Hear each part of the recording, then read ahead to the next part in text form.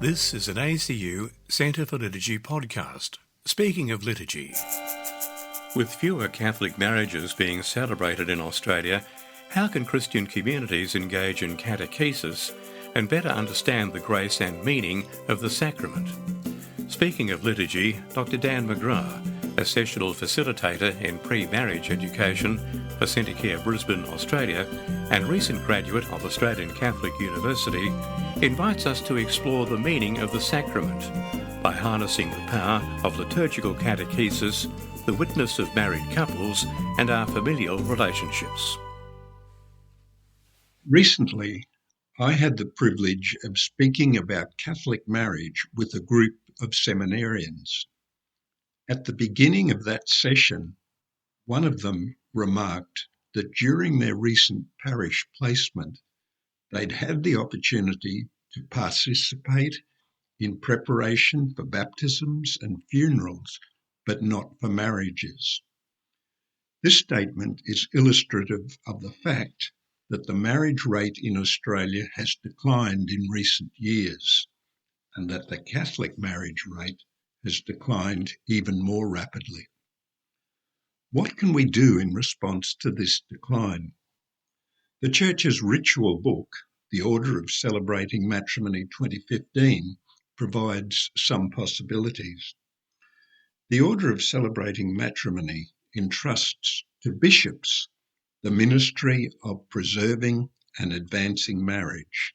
It states it is for the bishop to regulate the celebration and pastoral care of the sacrament throughout the diocese by organising assistance for the Christian faithful so that the state of marriage may be preserved in a Christian spirit and advance in perfection.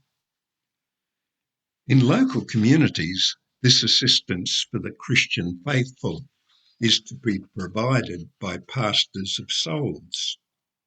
Pastors are to do this especially by preaching, by catechesis, adapted to children, young people and adults, and through means of social communication, so that the Christian faithful are instructed about the meaning of Christian marriage and about the role of Christian spouses and parents.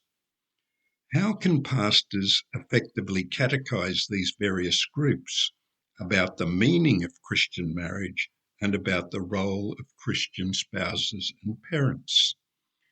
The Order of Celebrating Matrimony now includes the order of blessing a married couple within Mass on the anniversary of marriage, which may provide an opportunity for this catechesis.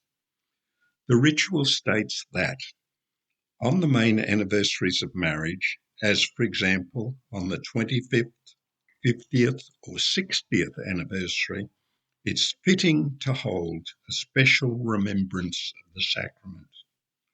One might add that it's also fitting to hold a special remembrance of the sacrament on the earlier anniversaries.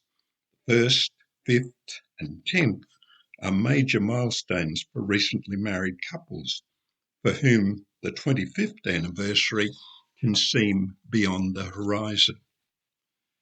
As Catholic churches in Australia are celebrating fewer marriages, and attendance at those ceremonies is usually restricted to the friends and relatives of the bride and groom, more frequent blessings of married couples within Mass may provide a relevant context for pastors to meet their obligation to instruct the Christian faithful about the meaning of Christian marriage by preaching and catechesis.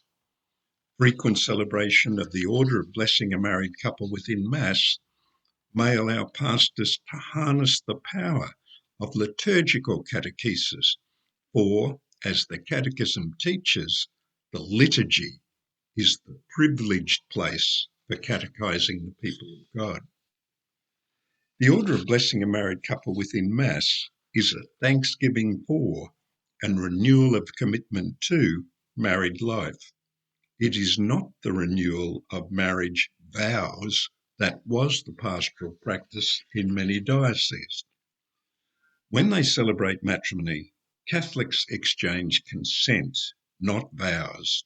The consent exchange lasts for the life of the couple. It constitutes the form of the sacrament, and it is not repeated. The Order of Blessing emphasises matrimony and one's spouse as gifts of a loving God, and loving marriage as a locus of personal and spiritual growth. The first words the couple may say are, "Blessed are you, Lord, for by your goodness I took Helen as my wife."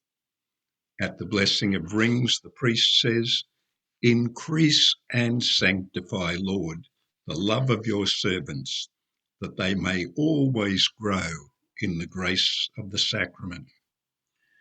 The words and actions of the rite, including the witness of the celebrating couple to the joys of marriage, can provide a powerful form of implicit catechesis. The couple witnessing to the joys of marriage may also provide inspiration and encouragement to other married couples. The benefits of marriage to us as individuals and to our society are so great that we cannot leave the preservation and advancement of marriage to our pastors alone. Those of us who are married have a foundational role to play. Children receive their first and some of their most influential lessons about marriage from the behaviour of their parents. As Pope Francis says, pre-marriage education begins at birth. At a wedding I attended recently, the groom, in his speech during the reception, spoke of all the reasons he was delighted to be married. His list included the quality of his parents' relationship. On the other hand, I had a colleague who said that she was never attracted to marriage because of her lived experience of the thoughtless way that her father had treated her mother. Increasingly, young couples are choosing not to marry, and particularly not to marry in the Catholic Church, in part because the behaviour and example of those of us who are married has disappointed them. Let those of us who are married be open to the grace of the sacrament each day, so that our children may be inspired by the quality of their parents' relationship. And let our churches frequently celebrate the grace of the sacrament with the order of blessing a married couple within Mass.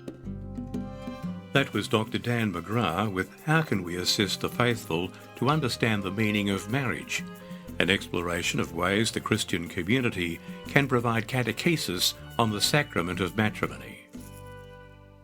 The ACU Centre for Liturgy, which provides pastoral formation in liturgy across Australia and beyond, is pleased to provide this podcast, Speaking of Liturgy.